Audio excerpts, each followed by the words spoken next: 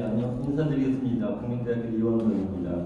오늘 날씨도 춥고 이른 새벽인데도 여러 의원님들께서 김진표 의원님 비롯해서 많은 의원님들 오셔서 대단히 반갑습니다. 영광을 생각합니다. 시간이 제약되어 있기 때문에 제가 한 30분 정도 말씀드리고 또 여러 좋은 의견 듣도록 하겠습니다.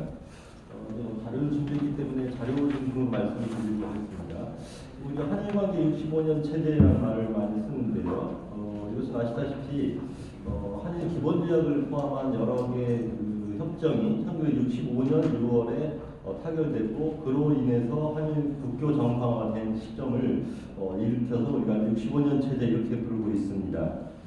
한일 회담에 이르는 과정은 소위 마라톤 교섭이라고 할 만큼 길고도 험난한 과정이었죠. 14년간 이 한일 간에 정상을 위한 교섭이 진행되었는데 일본에서 주로 관심이 있었던 사항은 문제입니다. 그 당시 평화선을 우리 이승만 대통령이 건너서 일본 어선들을 납포하는 상황이었기 때문에 어떻게든지 문제를 해결해야 되겠다라는 관심이 있었고, 그 다음에 그 당시에 제일교포들이 일본 내 치안의 문제라든지 또는 여러 가지 이 경제면으로 어려운 처지에 계신 분들이 많았기 때문에 이들 문제를 어떻게 해결할까 하는 게 일본의 관심사였죠. 우리는 반면 불행했던 과거를 어떻게 청산할 것인가, 그리고 일본부터의 경제협력을 어떻게 견인할까라는 관심을 가지고 14년간 교섭에 임했다 이렇게 볼 수가 있습니다. 어렵사리 그 한일 회담이 타결된 것은 65년의 시점인데요. 한일 간에 이 타협을 가능하게 했던 그 요인이 어디에 있냐 따져보면은 소위 구심력으로서는 안보 논리와 경제 논리가 있었다고 봅니다. 당시 미국이 주도하는 동아시아 냉전 속에서 한일을 결속시켜서 공산권과 대항해야 된다고 하는 그런 문제의식하에서 미국이 한국과 일본을 결속시키기 위해서 열심히 압력을 넣고 또 여러 가지 푸시를 했던 그런 상황이고, 또 경제적으로는 당시 아시다시피 박정희 정부 대단히 어려운 처지에 있었죠. 그래서 일본으로부터의 자본과 기술을 도입해야 된다고 하는 그런 논리, 그리고 일본으로서는 당시 이케다 정부, 사토 정부였는데 이제 일본 경제가 어느 정도 성장 국면에 이르렀기 때문에 해외로 진출해야 될 필요를 강하게 느끼고 있었다. 그래서 안보적인 논리와 경제적인 논리로 이 한일 회담 타결이 이루어졌다 이렇게 볼 수 있고, 그 과정에서 이 과거사 청사 문제는 완전한 해결이라고 볼 수 없는 대단히 미흡한 수준의 해결로 끝날 수밖에 없는 그런 상황이 초래됐다 이 말씀을 드립니다. 65년 체제라고 하는 것이 그렇기 때문에 불완전하다고 할까요? 조금 미흡한 형태의 해결을 도모했다 이렇게 볼 수 있는데 가장 큰 모순을 들으라면 두 가지를 들을 수가 있겠습니다. 첫 번째, 한일 기본조약 제2조인데 기본조약 제2조에서는 한국이 일본 합방에 이르는 그 구조약 1910년에 한국 병합조약이 있고 그 전에 을사보호조약이 있고 여러 한일 의정서 등등의 구조약들이 있죠. 이 구조약의 원천적인 무효를 우리가 확인하고 싶었음에도 불구하고 일본의 경우는 집요하게 해방이 된 이후에 이런 구조약이 무효가 됐다라고 하는 입장을 취했기 때문에 결국은 타협할 수밖에 없었다고 봅니다. 여기서 차관한 그 용어가 소위 already, 이미라고 하는 말이었고, null and void라고 하는 것은 원천적으로 무효다. 우리 입장에서 볼 때는 한국 병합의 이런 과정이 강박에 의해서 이루어진 거기 때문에 원천적으로 무효다. 그래서 35년간의 식민 지배는 불법이고 무효다라고 하는 입장을 관철시키고 싶었습니다만은 결과적으로는 그렇게 되지 못하고 타협 문서로 결론을 보게 되었습니다. 그래서 already, null and void라고 하는 규정을 제2조에 집어넣게 됐죠. 따라서 한국 정부와 일본 정부 그리고 한국 국회와 일본 국회는 비준과정에서 정다른 해석을 했습니다. 한국의 경우에는 이 한국 병합조약이 원천적으로 무효다, 불법이었다라고 하는 것을 국회에서 국회 때도 입장을 확인했고, 일본의 경우에는 조약은 당시 구조약은 유효했으나 강화조약, 샌프란시스코 강화조약에 의해서 일본이 독립되고 한국이 해방된 이후에 정부가 수립된 이후 비로소 무효가 되었다라고 하는 입장을 견지하는 그런 선에서 타결이 되었습니다. 결국은 이렇게 된 것은 제가 영어로 표현하자면 agree to disagree다. 그래서 65년에 한일 기본조약이라고 하는 것은 불합의의 합의다 이렇게 정의할 수 있고 이것이 그 이후에 한일 관계에 여러 문제를 일으킬 수밖에 없는 그런 근본적인 모순 구조다 이렇게 설명드릴 수가 있겠습니다. 식민지 불법성 문제에 대해서 근본적인 한일 간의 인식차를 극복하기 위한 전략적인 타협 문서로 작성이 된 것이다. 혹은 애매함의 문서다 이렇게 표현도 하죠. 그런데 이러한 입장은 지금도 사실은 변하지 않았습니다. 무라야마 총리가 1995년에 식민지배에 대해서 심도 높은 사죄 반성을 했음에도 불구하고 그것은 어디까지나 도의적인 차원에서의 사죄였지 불법이다 이걸 인정한 것은 아니라고 봅니다. 지금 일본 정부도 마찬가지죠. 왜냐하면 일본의 경우에는 식민지배를 불법으로 인정하면은 막대한 배상의 문제로 연결된다고 하는 그런 그 논리를 지금도 생각하고 있기 때문에 이것은 어떤 이제 영원한 평행선이 될 수 있을지 모르겠습니다. 그러나 지금 시점에서 보면은 나름의 65년 타결이라고 하는 것은 나름의 지혜를 발휘한 것이다 이렇게 볼 수 있고 역설적으로 말하면 그것 때문에 한일이 역사 마찰을 벌일 수밖에 없는 그런 그 지금 상황에 놓여 있다 이렇게 말씀드릴 수 있고. 사실상 징용 문제가 발생하는 것도 이 agree to disagree의 그 근본을 두고 있다 이렇게 말씀드릴 수가 있습니다. 대법원의 일본 징용 기업에 대한 배상 명령이라고 하는 것은 어떤 의미에서 한국 헌법에 합치되는 것이고 대한민국 헌법에 합치되는 것이죠. 왜냐하면 대한민국 헌법에도 일본 식민지배는 불법이라고 하는 걸 전제로 해서 작성되었기 때문이죠. 그리고 65년 조약에 대한 우리 정부의 공식 해석 입장에 보더라도 대법원의 배상 명령은 정당하다 이렇게 말씀드릴 수 있습니다. 이건 법리적인 차원에서의 말씀입니다.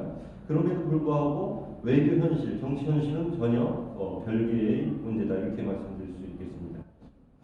두 번째 모순은 청구권 경제 협력에 관한 협정 제2조인데 아시다시피 그 한일 협정을 체결하면서 무상 3억, 유상 3억의 그 자금이 지불이 되었는데 이로써 재산 권리 청구권 문제에 대해서 완전하고 최종적으로 해결했다 이렇게 규정을 하고 있습니다.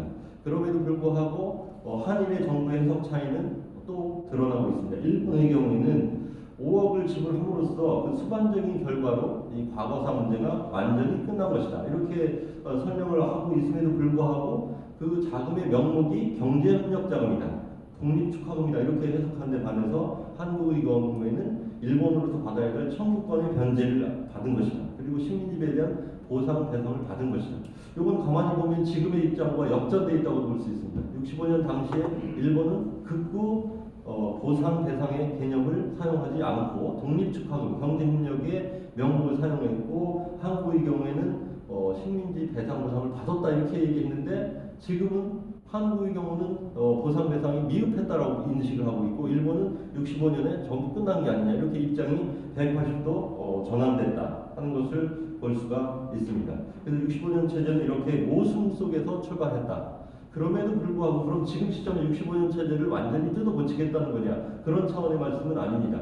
65년 체제는 고정되어 있는 상황이 아니고 그 이후에 진화되고 많은 발전을 거듭해서 충분히 한일 관계를 작동시키는 하나의 법 체계로서도 지금 훌륭히 작용하고 있다고 봅니다. 그래서 이것을 근본적으로 뜯어고쳐야 된다고 하는 인식보다는 65년 체제를 기본에 두고 이것을 진화시키는 그리고 이제까지 진화되어 온 그 방향성을 인정하는 속에서 한일 관계를 맹신해 나가는 것이 바람직하다. 저는 기본적으로 이렇게 보고 있습니다. 최근에 한일 관계 현상 진화를 하자면은 혹자는 65년 수교일의 최악이다 이렇게 얘기하고 있죠. 이건 물론 레토릭입니다. 외교적으로 그만큼 냉각되어 있고 호감도가 국민순에서도 많이 떨어졌다는 걸 말씀드리는 것이고 사실은 지금 한일 관계는 문재인 정부 들어서 이렇게 나빠졌다 이런 얘기도 있지만 제가 보기에는 2012년 이후에 대단히 장기적인 구조적인 악화의 현상으로 봐야 되겠고 그런 의미에서는 상황적이라기보다는 좀 구조적인 요소를 안고 있다 이렇게 볼 수가 있을 것 같습니다. 최근 한일 관계는 가해자 피해자 관계가 역전된 것 같은 공수가 전환된 것 같은 현상이 드러나고 있다. 그리고 갈등이 이제 과거사 문제뿐 머물지 않고 정치, 경제, 안보 문제로 확대되고 있다라고 하는 현상을 볼 수가 있고, 또 일본 문제가, 한일 외교 문제가 국내 정치의 갈등의 소재가 되고 있다. 진영 논리의 어떻게 보면 진영 논리와 결합돼서 한일 관계가 외교 문제가 아니라 국내 정치 문제인 것으로 인식된 측면이 있다라고 하는 것도 하나의 특징으로 들 수가 있겠습니다. 그리고 코로나19 이래 인적 관계가 완전히 중단된 상태이기 때문에 악화된 한일 관계가 점차 고착화 되고 있는 그런 현실이다, 이렇게 말씀드릴 수 있고요. 그러면 한일 관계를 이렇게 악화시킨 쟁점을 따져보면은 아시다시피 간단히만 설명드리면 위안부 문제, 위안부 합의 문제에 대한 그 양국의 입장 차이가 있죠. 그 다음에 징용 문제가 있고, 그 다음에 안보적인 차원에서는 초계기 갈등이 있었고 지소미아 파동이 있었습니다. 경제 문제, 수출 규제나 일본 제품 불매 운동이 있었죠.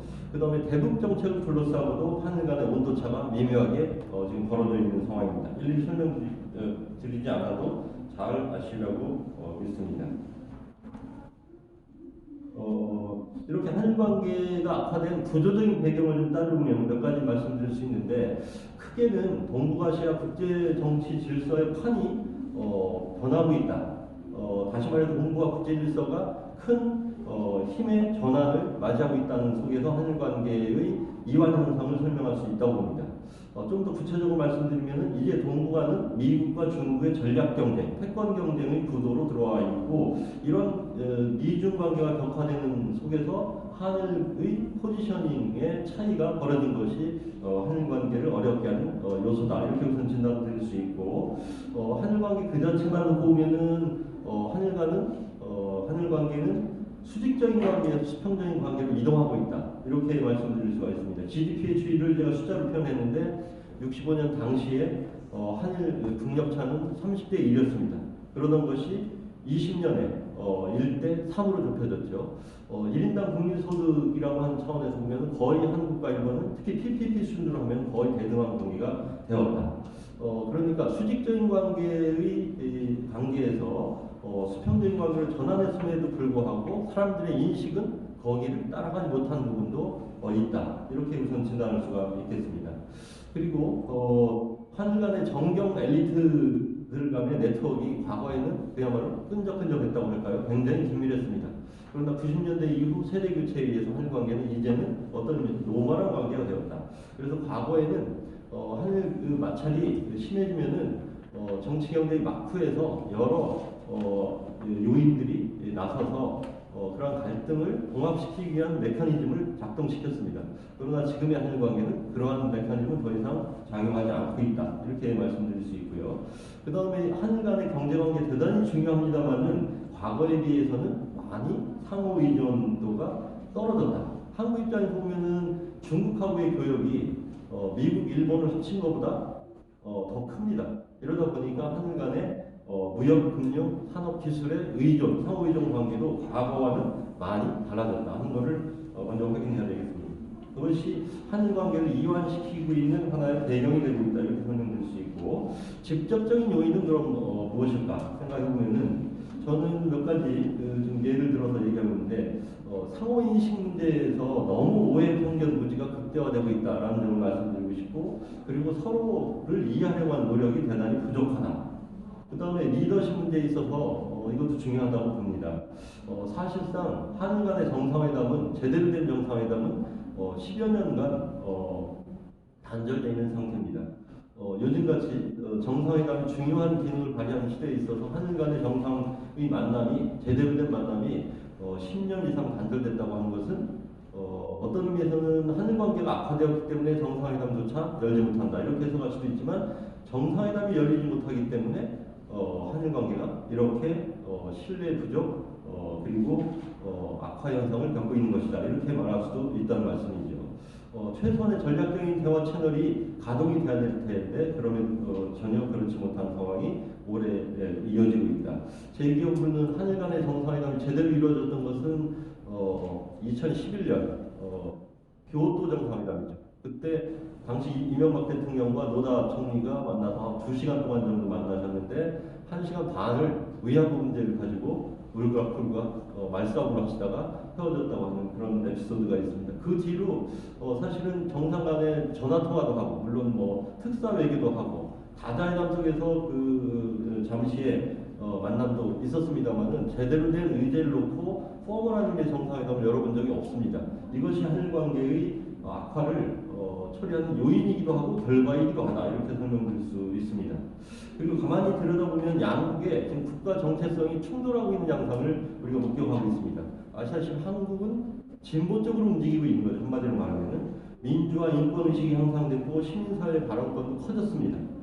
피해자 그룹의 국가와 폭력하고의 관계에서 피해자 그룹의 목소리도 커졌죠. 또 한편으로 민족주의도 고양되고 있다고 봅니다. 대일 외교에 있어서는 이런 민족주의적 요소가 대단히 중요하게 작용하고 있다, 이렇게 봐야 되겠는데, 일본의 경우는 2000년대 반대 방향으로 가고 있습니다. 정치권은 아무래도 보수화되었다, 뭐 우경화되었다라고 하면 일본 사람들이 다 싫어하는데, 사실은 정치권의 한정에서 말씀드리면 우경화되었다, 이렇게 말씀을 드려도 이상할 건 없다고 봅니다. 그래서 일본은 이제는 적극적인 평화주의를 하겠다, 그리고 주장한 외교를 하겠다, 이렇게 목소리를 키우고 있지만 내부적으로는 대단히 보수화되고 있는 측면을 말씀드릴 수 있고, 사회경제적으로는 90년대 이후 일본 경제성장이 사실상 멈췄습니다. 잃어버린 30년이라고 할 수 있죠. 그러다 보니까 사회심리적인 불안도 커지고 과거사 문제와 관련해서는 역사 수정주의도 대두했습니다. 90년대 역사 화해를 위한 여러 가지 그 성명도 나오고 합의도 나왔지만 2000년대 이후에는 그런 역사 화해의 움직임이 실종되는, 역사 화해의 움직임이 퇴행되는 움직임으로 나타나고 있습니다. 특히 한국이나 과거사 관련 외교에 있어서는 관용적인 외교가 실종했다, 이렇게 말씀드릴 수가 있겠습니다. 이렇게 한국과 일본은 다른 방향으로 가고 있기 때문에 지금 양국 간의 양국 관계 어려움을 겪고 있다, 이렇게 말씀드릴 수 있다는 것이죠. 그 다음에 최근에 양국 정부의 전략적인 인식만 살펴보면은 아시다시피 지금 문재인 정부 들어서 우리가 중점적으로 하고 있는 것은 한반도 평화죠. 한반도 평화 프로세스를 중심에다 놓고 대외 전략을 추구하고 있다고 봅니다. 이런 관점에서는 일본은 사사건건 한반도의 평화 프로세스를 방해하려는 존재로 보이는 측면이 있다고 봅니다. 그래서 우리 국내에서는 일본 패스론, 이런 얘기도 나오고 있죠. 그리고 어떤 의미에서는 한국의 외교는 이제 대미 외교와 대중 외교를 중심으로 그 위치를 잡고 있고, 그런 과정에서 일본의 역할에 대해서는 상대적으로 경시하고 있습니다. 좀 일본을 과소평가하고 있다, 이렇게 말씀드릴 수도 있겠죠. 그래서 전략의 중점을 남북관계, 신남방, 신북방으로 이렇게 외연을 펼치고는 있지만 전통적으로 한일관계, 중시했던 한일관계는 약화되고 있다, 이렇게 말씀드릴 수 있고, 한편 일본은 그럼 어떤 입장이냐. 소위 일본이 추구하고 있는 국가 전략은 한마디로 말씀드리면 인도태평양 전략입니다. 미국의 동아시아 전략과 궤를 같이 한다고 볼 수가 있죠. 그래서 자유롭고 열린 인도태평양을 추구하겠다.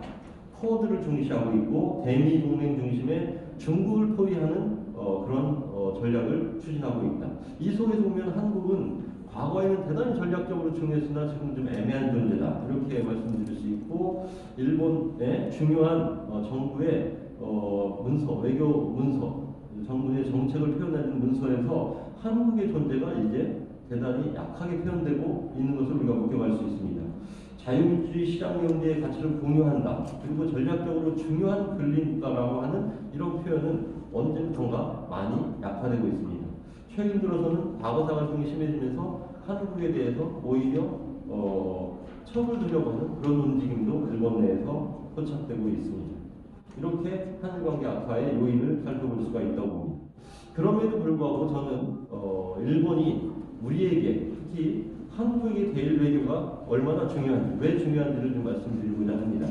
첫째는 지금 아무래도 한국의 국가 전략의 중추라고 할 수 있는 대미동맹, 한미동맹과 관련해서 볼 때 한미일 안보 협력이라고 하는 것은 대단히 중요한 일각이 될 수밖에 없다. 현실적으로 좋든 싫든 미국이 주도하는 동아시아 전략과 일본 문제는 깊이 연결되어 있고, 우리가 한미동맹을 강화하기 위해서라도 일본하고의 관계 개선은 필요하다, 이런 각도로 좀 봐야 된다는 생각이고요. 두 번째는 도읍교축이 생각보다 중요하다, 저는 이렇게 봅니다. 우리 외교에 말하자면 공간을 확장시키는 데 있어서 일본 카드가 대단히 중요하다 하는 말씀을 드리고 싶습니다. 사실은 워싱턴으로 가기 위해서 동경을 경유하면 훨씬 빨리 갈 수 있고 베이징도 마찬가지고 심지어는 평양에 가는 길에도 길목에 도쿄가 놓여 있다. 이런 관점에서 도쿄 추구의 중요성을 우리가 생각할 필요가 있다. 이런 말씀을 드리고 싶고 또 동북아 관계에 있어서의 3자 협력이라고 3자 소다자 협력이 대단히 중요한 시대인데 한미일, 한중일, 한러일, 남북일 이런 소다자 협력을 추진하는 데 있어서도 일본 카드라고 하는 것은 대단히 유효하다. 이렇게 볼 수가 있다고 생각합니다. 세 번째는 한국과 일본은 누가 뭐라고 해도 아시아에서 기본적 가치와 규범을 공유하고 있는 제법 규모가 있는 큰 나라입니다. 또 한편으로 인구, 재정 등등의 문제를 생각할 때 사회 경제적인 과제를 공유하고 있는 또 중요한 나라다. 이렇게 볼 수가 있는 것이죠. 그래서 우리는 학계에서 이런 일본의 인구 감소 시대 그리고 재정 어려움 시대를 겪고 있는 일본을 과제 선진국이다 이런 개념으로 부르고 있는데 이런 관점에서 보면은 일본이 어떤 시대적인 고민을 한국보다 한 10년 앞서서 가고 있는 거죠. 한국과 일본은 굉장히 그런 의미에서 공통의 과제를 안고 있는 매우 유사한 성격을 지닌 국가다 이렇게 볼 수가 있고 그렇기 때문에 더욱 협력의 필요성이 있다 이렇게 말씀드릴 수 있고요. 그 다음에 또 하나 설명드릴 수 있는 것은 지금 동부아시아의 그 국제정치 구도는 누가 뭐라고 해도 미중 전략경쟁 구도다 이렇게 말씀드릴 수 있고 그런 의미에서 동북아 관계는 이제 남북한 4강 체제가 아니라 미중 전략경쟁 구도에 한일이 끼어있는 양상이다 이렇게 인식하는 것이 오히려 현실적이다 이렇게 봅니다. 그 속에서 한일은 전략적인 이익을 상당히 공유하고 있습니다. 안보는 미국에 의존하고 있고 또 상당 부분 시장을 중국에 의존하고 있다고 하는 면에서도 한국, 일본은 사실은 인도, 호주, 뉴질랜드, 동남아 지역을 대표하는 그런 성격을 지닌 두 나라다 이렇게 볼 수 있고 이 두 나라의 협력이야말로 대단히 전략적으로 중요하다 이렇게 말씀드릴 수가 있겠습니다. 따라서 역사 문제에 매몰된 한일 관계는 국익 관점에서 보더라도 별로 바람직하지 않다. 저는 이렇게 진단하고 있습니다. 그러면은 한일 관계를 개선해야 된다는 게 우리의 과제인데 그럼 어떻게 어떤 방법을 통해서 어떻게 개선할 것인가? 저는 가장 중요한 게 지금 징용 문제라고 봅니다. 한일 관계를 심각하게 악화시키고 있는 주제는 다름 아닌 징용 문제입니다. 위안부는 어떤 의미에서는 부속적인 이슈라고 보고요. 그래서 결국 징용 문제를 어떻게 해결할 수 있느냐가 한일 관계 개선의 가장 중요한 뇌관이 되고 있다 이렇게 보는데 저는 어느 한 방안을 주장하고 싶지 않습니다.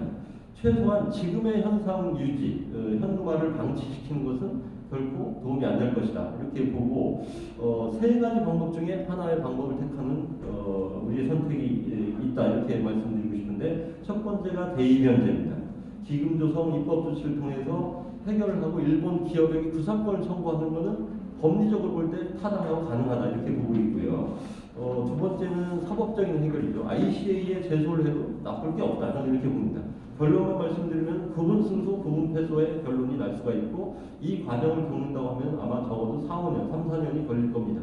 그 과정에서 현금화는 동결되고 그나마 잠정적인 한일 관계의 개선이 이루어질 수 있다 이렇게 봅니다. 세 번째는 정치적인 결단이죠. 제가 YS 포뮬러다 이렇게 표현을 가끔 하는데 금전배상 문제는 한국 정부가 책임을 지고 풀고 정신적인 역사 청산을 일본에게 요구한 방식으로 해결하는 것도 하나의 방법이다 이렇게 봅니다. 제가 이렇게 말씀드릴 때 여기서 징용 문제의 해결이라고 하는 정의를 다시 한번 생각해야 되겠는데 이게 35명의 문제냐 아니면은 100만 명의 문제냐 아니면 21만 명의 문제냐 이렇게 생각할 수 있습니다. 대법원 확정 판결이 난 이 주제만 살펴보면 34명의 문제입니다. 약 54억 원의 문제죠. 그리고 일제시대 때 징경된 모든 사람의 문제를 최대 확대 해석을 하면 103만 명입니다. 만약 103만 명에게 1억을 지급하는 대법원의 판결을 적용한다고 하면 100조 이상의 문제가 되는 거죠. 근데 여기서 우리는 대법원의 확정 판결된 문제로 한정해서 볼 필요가 있고 적어도 지금 법원에 계류되어 있는 16건의 이 징용재판에서 대법원의 확정 판결을 이끌어낼 수 있는 사건으로 하면은 머릿수로 하면 300여 명입니다. 지금 시효가 2018년 8월 31일, 11월 31일 기준으로, 10월 30일 기준으로 보면은 15, 3년이 끝났습니다. 그래서 법원에 계류된 모든 징용 이슈를 최종적으로 대법원이 승소 판결을 할 경우에 우리가 지불해야 될 액수는 300억 정도로 추산이 되고 있습니다. 그래서 저는 많으면 300억의 문제고 적으면 54억의 문제다. 이렇게 범위를 좁혀서 보고 싶고, 사실은 우리 국민 누구도 일제시대에 있었던 모든 불법적인 징용, 징병에 해당되는 사람의 배상을 일본 기업, 일본 정부로부터 다 받아내야 된다 이렇게 생각하는 사람은 없다고 봅니다. 대법원 판결의 최종 결과에 따라서 일본 기업이 지불해야 된다 이렇게 생각하고 있는 것이죠. 그래서 결국 징용 문제는 이제 적으면 34명의 문제고 많아도 300명의 문제다 이렇게 인식하는 게 저는 좋다고 봅니다. 그리고 마지막으로 사법부가 이런 판결을 내렸는데 행정부가 어떻게 다른 그 외교를 할 수 있느냐 이렇게 생각하는 분들이 많습니다만, 제가 보기에 대통령제 하에서 외교권은 대통령, 행정부가 갖는 거라고 봅니다. 사법부의 판결을 존중하되 말하자면 대의 변제를 한다고 해서 대법원의 판결을 거스르는 것이다 이렇게 해석할 수는 없다고 봅니다. 그리고 어떤 의미에서 징용 문제는 국내 피해자의 구제 문제이기도 하지만 외교 문제입니다. 일본 기업과 일본 정부와 관련된 문제이기 때문에 충분히 행정부가, 대통령이 권한을 가지고 이 문제에 대한 결정을 하는 것이 전혀 문제가 없다, 타당하다 이렇게 보고 있습니다.